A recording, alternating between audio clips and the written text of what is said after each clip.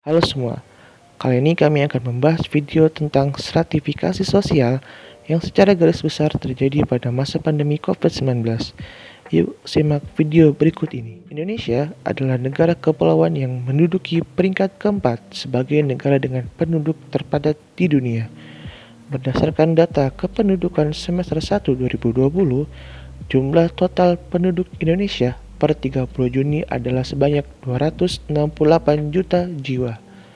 Lebih dari 268 juta orang ini hidup dalam latar belakang yang berbeda-beda, meliputi perbedaan tingkat pendidikan, kemampuan ekonomi, maupun kehidupan sosial. Diferensiasi tersebut menyebabkan masyarakat Indonesia terbagi dalam beberapa tingkatan berbeda yang disebut sebagai stratifikasi sosial. Stratifikasi berasal dari kata strata dan stratum yang berarti lapisan. Karena itu, stratifikasi sosial sering diartikan sebagai pelapisan masyarakat. Sejumlah individu yang mempunyai kedudukan yang sama menurut ukuran masyarakatnya atau status dikatakan berada dalam suatu lapisan atau stratum.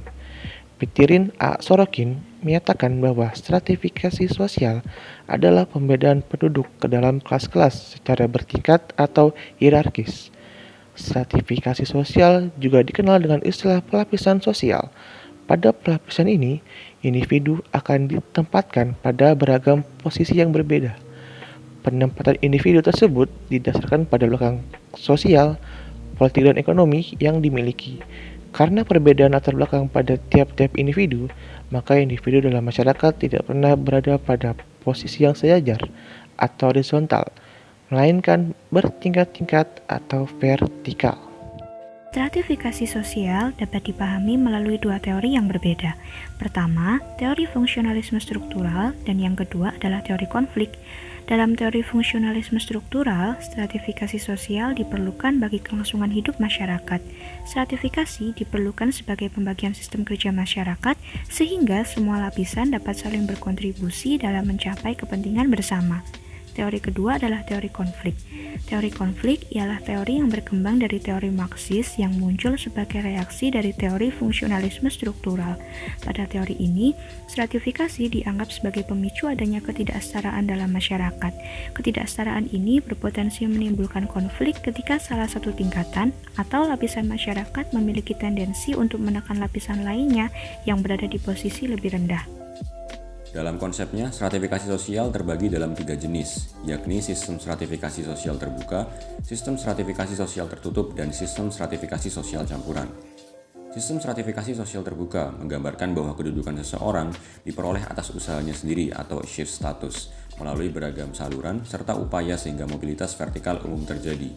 Oleh karena itu, dalam sistem stratifikasi sosial terbuka, setiap anggota masyarakat memiliki kesempatan yang sama untuk dapat naik maupun turun dari tingkatan satu ke tingkatan yang lainnya.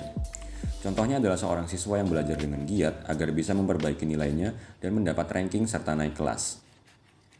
Sebaliknya, sistem stratifikasi sosial tertutup tidak memungkinkan masyarakat untuk berpindah dari satu tingkatan sosial ke tingkatan lainnya. Keadaan ini disebabkan karena dasar pengelompokan dalam sistem ini adalah melalui kelahiran dan keturunan atau ascribed status. Contohnya adalah kasta tradisional di India yang disebut sebagai Varnas yang meliputi 4 tingkatan, yaitu Brahmana, para tokoh rohani, Ksatria, para anggota lembaga pemerintahan, bangsawan dan prajurit, Waisya, para petani dan pedagang, serta yang terakhir Sudra, para buruh atau pelayan ketiga kasta di atasnya. Sistem terakhir adalah sistem stratifikasi sosial campuran, yang merupakan gabungan dari stratifikasi sosial terbuka dan tertutup. Sistem ini memungkinkan terjadinya perpindahan antar kelas atau tingkat sosial pada batas-batas tertentu. Bentuk ini biasanya terjadi pada masyarakat yang memiliki sistem atau susunan heterogen. Contohnya adalah seseorang yang berasal dari Bali dan memiliki kedudukan atau tingkat sosial yang tinggi di Bali, yang stratifikasi sosialnya bersifat tertutup. Ia belum tentu memiliki kedudukan yang tinggi pula bila pindah ke daerah lain. Semuanya akan didasarkan pada bagaimana usaha serta kemampuannya, di mana ini merupakan stratifikasi sosial yang bersifat terbuka.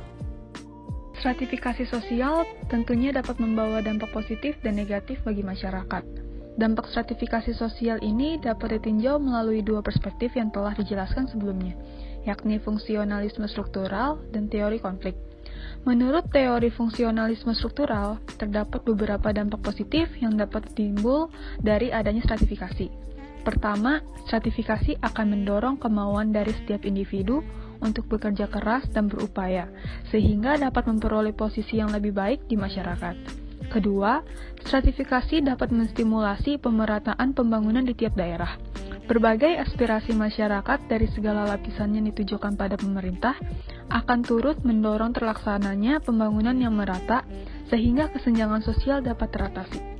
Menurut teori konflik, terdapat beberapa dampak negatif yang dapat timbul dari adanya stratifikasi, yaitu munculnya konflik antar kelas, antar kelompok sosial, dan antar generasi.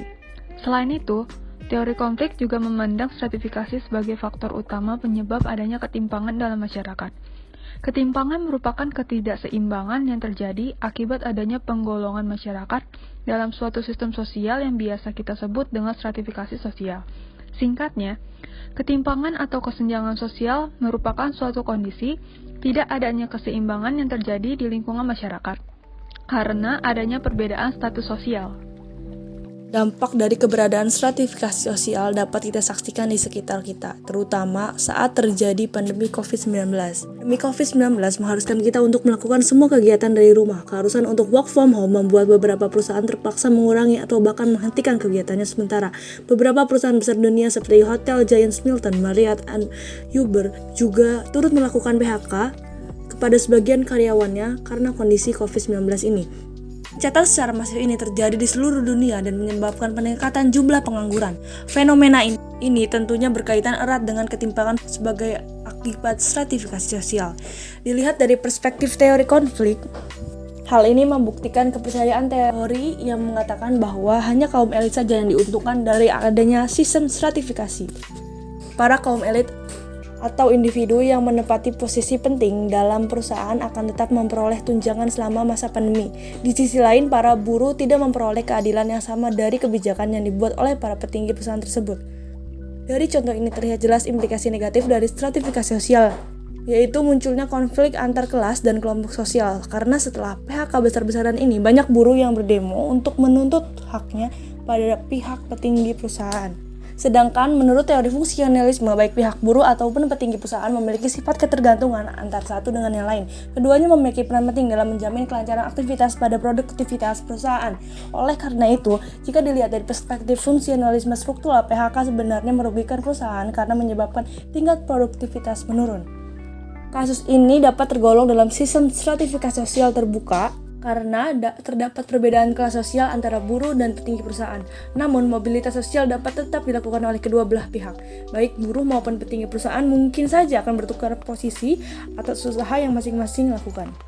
Jadi telah kita pelajari di video ini adalah pengertian stratifikasi sosial, teori atau perspektif mengenai stratifikasi sosial, sistem stratifikasi sosial, dampak stratifikasi sosial, dan kaitan stratifikasi sosial dengan situasi pandemi COVID-19. Sekian, terima kasih, tetap semangat dan sehat selalu.